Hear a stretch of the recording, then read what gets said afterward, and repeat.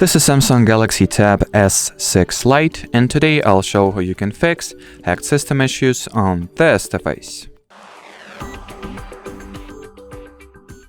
So I recommend that you start with checking for available security and software updates, since the majority of software updates, the minor ones at the very least, are usually security improvements and bug fixes. So in order to do that, launch your device's settings. Here, go for the security and privacy, and then updates.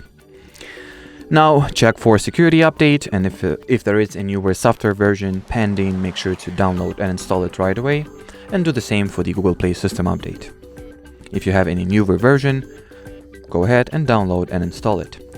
Then you can also check the list of device administrators, and the easiest way to do that is to use the settings search. Just input the admin query and look for the device admin app section. Here it is.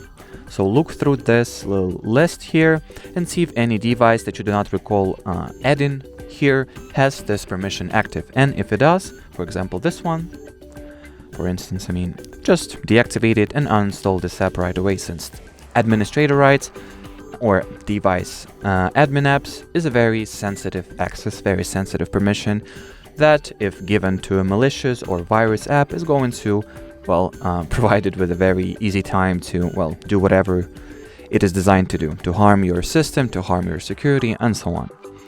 Then you can also do the Play Protect check by launching the Google Play app, or Play Store, Here it is.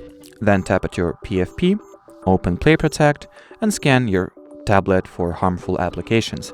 And if it will find any, uninstall those harmful applications right away. And as far as this video goes, that'll be it. So should you have any further questions, leave them in the comment section below. But as for now, thanks for watching, and bye bye.